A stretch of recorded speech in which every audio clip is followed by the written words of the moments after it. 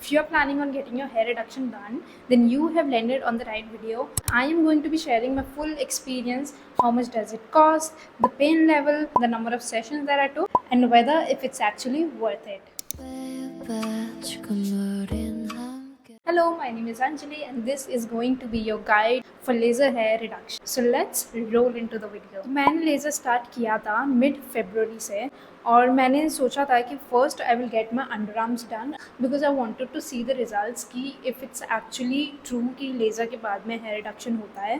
That's why I took the under arm session first. And मैं usually वैसे shave करती हूँ मेरी फुल बॉडी एंड मैं ऑनेस्टली इतना इरिटेट हो गई थी शेव करते करते और वो कॉन्स्टेंट रेजर के फ्रिक्शन की वजह से under arm started getting affected. मेरे को बहुत ज़्यादा रैशेज होने लगे और मेरे अंडर आर्म्स बहुत ही सेंसिटिव हो गए थे because of that constant shaving. आपको भी पता है अगर आप शेव करते हो तो in every 2-3 days hairs start growing out और वो थोड़े पोकी हेयर्स आते हैं विच इरिटेट्स अ लॉट. तो मैं उसको भी शेव कर लेती थी और मैं बहुत कॉन्स्टेंटली शेव कर लेती थी. एंड देन आई थॉट कि laser is the solution for this. But जब मैं ऑनलाइन लेज़र के बारे में सर्च कर रही थी, मैं वीडियोज़ वगैरह देख रही थी, तो मैंने देखा कि कोई भी वीडियो में फुल इन्फॉर्मेशन नहीं थी कि कितने सेशंस लगते हैं लेज़र हेयर रिडक्शन के लिए, कितना कॉस्ट होता है, कैसे लेज़र वर्क करता है, एक्चुअली गोइंग टू वर्क और नॉट. तो मेरे को बहुत सारे क्वेश्चंस थे बट इसी की वजह से मैंने सिर्फ पहले अंडर आर्म्स का लेके देखा. And that is the reason that I am making this video so that सबको एक गाइड मिल जाए लेज़र हेयर रिडक्शन के लिए. तो सबसे पहले मैंने went for the first session. So they clicked a picture of my under arm. तो और सबसे ज़्यादा ज़रूरी होता है कि जब आप लेज़र के लिए जा रहे हो तो make sure that you have little growth. जहाँ पे भी आप लेज़र करा रहे हो वहाँ पे थोड़ा सा ग्रोथ होना चाहिए बिकॉज अगर ग्रोथ नहीं होगा तो पहले तो वो ट्रैक नहीं कर पाएंगे कि कितना हेयर रिडक्शन हुआ है. एंड सेकेंडली अगर आप वैक्सिंग करते हो तो वैक्सिंग बिल्कुल अवॉइड करना एक मंथ पहले से बिकॉज वैक्सिंग में क्या होता है the hairs are pulled from the roots और अगर लेज़र करते टाइम रूट्स ही नहीं रहेगी तो लेज़र वोंट वर्क. उनको हेयर्स चाहिए, फॉलिकल चाहिए होता है रूट्स पे टारगेट करने के लिए. सो मेक श्योर एक महीने पहले से नो वैक्सिंग. और अगर आप शेव करते हो दैट्स ओके, आप शेव करके जा सकते हो बट मेक श्योर थोड़ा सा ग्रोथ हो so that they can track it. Shave करने के बाद they apply a gel, a layer of gel और उसके बाद they use a machine which goes back and forth on your skin और वो एक एक हेयर फॉलिकल को टारगेट करता है. एंड अंडर आर्म्स का session was very painful and honestly मुझे थोड़ा बहुत में ब्लीडिंग भी दिख रहा था. मतलब स्पॉट्स हुए थे, ज़्यादा ब्लीडिंग नहीं था.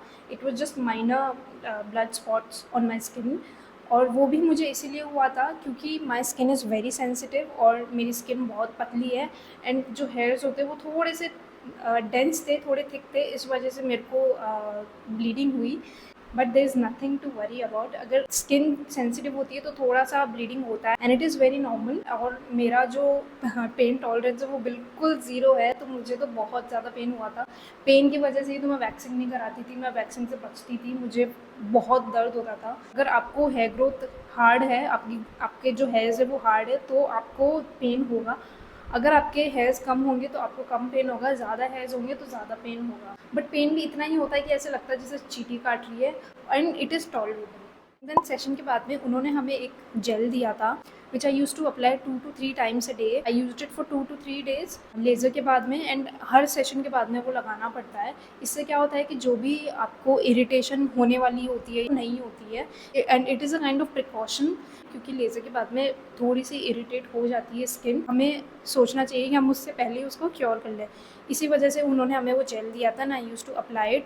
एंड मैंने अभी तक अंडर आर्म्स की 3 सेशंस ले लिए एंड टचवुड मुझे अभी तक कुछ भी इरिटेशन नहीं हुआ है. फर्स्ट सेशन के बाद ही I saw a drastic hair reduction. Around 90% तक हेयर ग्रोथ बिल्कुल कम हो गया था. जो हेयर्स आए थे 15 डेज़ के बाद में थोड़े थोड़े आने लगे थे और जो आ रहे थे वो भी पूरे श्रेड ऑफ हो गए थे.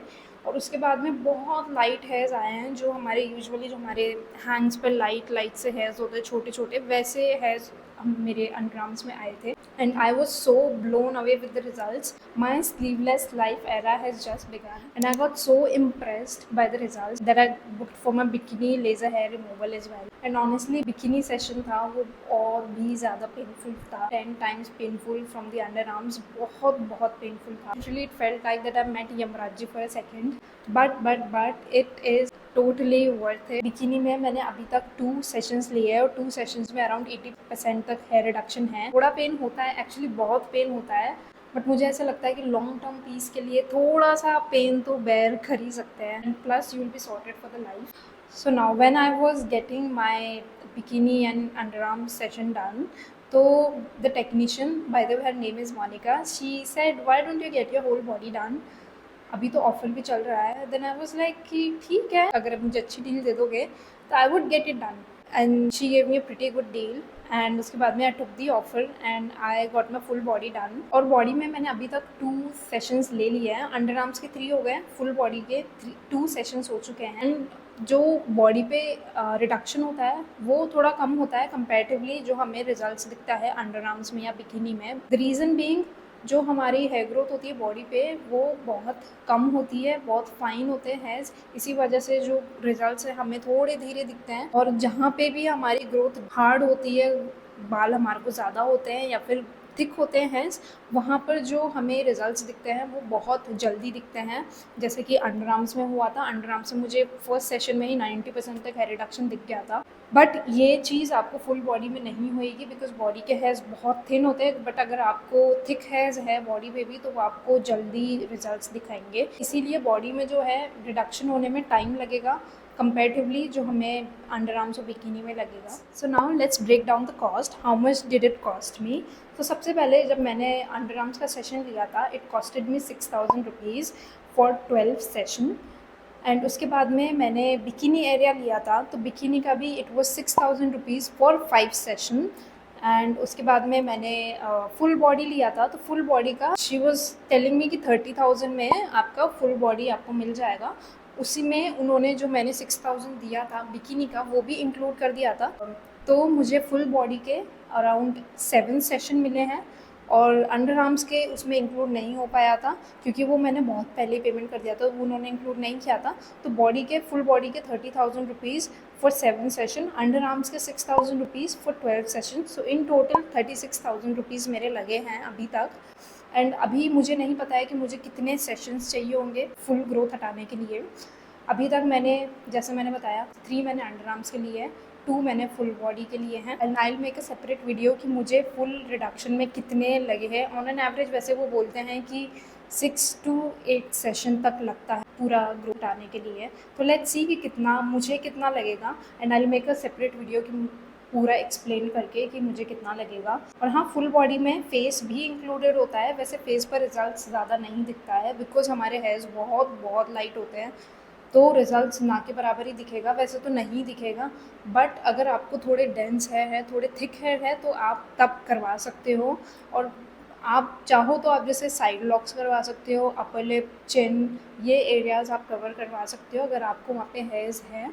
आपको अगर PCOS है तो भी क्योंकि उसके हेयर्स थोड़े थिक आते हैं PCOS में तो आप तब भी करवा सकते हो. बट आप एक बार आपको कंसल्ट करना पड़ेगा कि आपको करवाना चाहिए या नहीं करवाना चाहिए. And if you are a bride to be then I would suggest कि आप 6 मंथ पहले से अपने सेशंस लेना स्टार्ट करें सो दैट शादी तक आपके जो हेयर ग्रोथ है वो बहुत कम हो जाए. And imagine being sorted for the rest of your life. And if you are someone like me who hates shaving or waxing, then this could be a game changer for you. And yes, laser hair reduction is 100% worth it. If you have the money, then definitely go for it. Trust me, you will never regret having hairless body. I hope this video helped you. अगर कोई भी और question है तो you can ask me in the comment section. I'll try to make a separate video for those questions. Please like and share if this video added a little value in your life. And lots of love and here's to the smooth skin. Bye. Baby, 지금 우린 함께 할 수